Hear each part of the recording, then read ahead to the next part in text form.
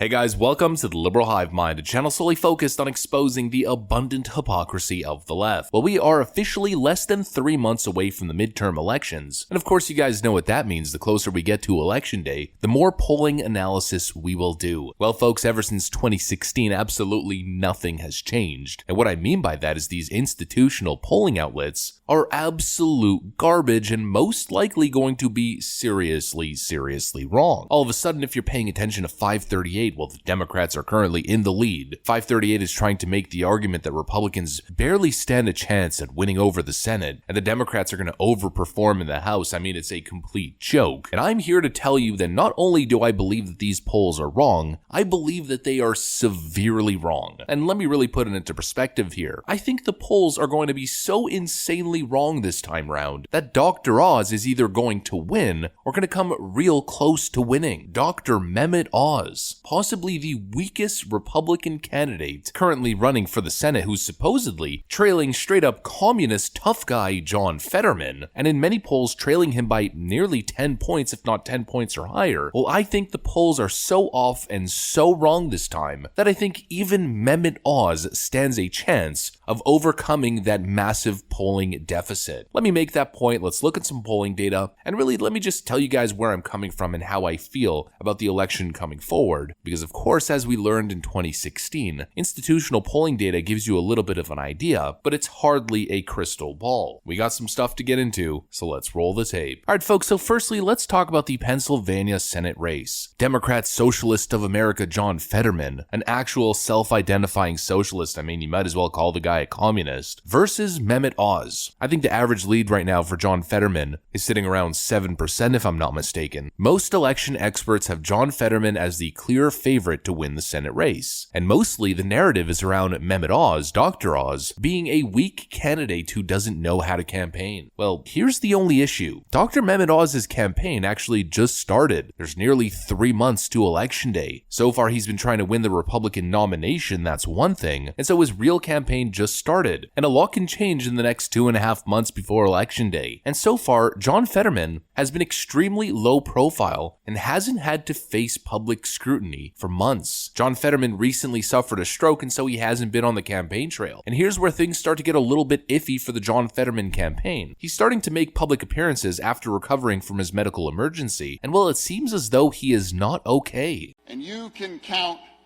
on us to eliminate the filibuster if you come out and step with us.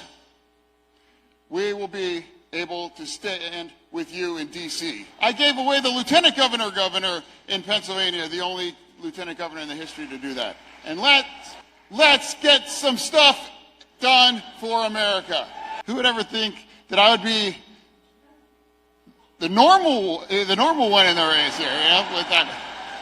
You know, there's a whole lot of talk of Mehmet Oz being a bad candidate, but if John Fetterman is the other option, well, you guys pretty much get the point. Not only does he not seem healthy, not only is he struggling to speak coherently, but his messaging is an absolute mess. Talking about completely outright banning fracking, abolishing the filibuster, truly far left priorities, an Alexandria Ocasio-Cortez style politician in a very moderate state like Pennsylvania. The polls are saying one thing, but common sense is saying another. And we've criticized Mehmet Oz in the past of being a weak campaigner, but I've looked into it, and Mehmet Oz has done over 140 campaign events since winning the Republican primary a couple weeks ago. Really, all the polling data that we've seen so far technically fits into the category of early polling. Well, as we know, folks, early polling data always favors Democrats. And that's not even counting the Democrat bias in these averages in the first place. On average, considering Republican turnout right now, you could very easily add a +3 and possibly more in certain elections to any Republican candidate across the board, or to Republicans in general. There's historical precedents to back that up. And actually, here's a great example of how things can switch real quick. We've been covering polling data from the state of Georgia for the last couple of months. Stacey Abrams has been neck and neck with Brian Kemp over the last couple of months, but the closer we get to election day, the more she continues to falter. Raphael Warnock has been leading Herschel Walker by 5 or plus points, basically across all polls that we've seen. But all of a sudden, as we get closer and closer to election day, as things start to get more serious, and again, this is just polling data, this isn't even considering who's actually going to show up to vote and what the voter turnout and voter enthusiasm gap is going to be. Well, the closer we get, the more we start to see a shift. Phillips Academy poll of Georgia. Brian Kemp is now leading Stacey Abrams in this specific poll by 8 percentage points, and Herschel Walker takes the lead by nearly 2. That's not counting undecided majority independent voters who are likely to split for Republican candidates. That's not counting the severe voter enthusiasm gap and voter turnout gap that we've been covering over the last couple of months. I mean, in the primary season alone, in certain states, 100 to 200,000 more Republicans showed up than Democrats to vote in the primaries. Who's to say that that's not going to translate on election day and prove once again that polling data, especially in the midterms, never seems to hit the nail on the head, especially when Democrats are controlling their first term, things are going poorly, and Republican voters are motivated like ever to go out and vote. Over the next 3 months, a lot can change. I expect Republicans to start making some gains here, and that's on top of the fact that they're already most likely leading, even though the polls are indicating something different. History guides us to know that's the case. Here's a great example. 538 generic ballot average 2020 accuracy. During the 2020 election, 538 was predicting a 7.3 generic congressional ballot lead for Democrats. The actual result was plus 3.1.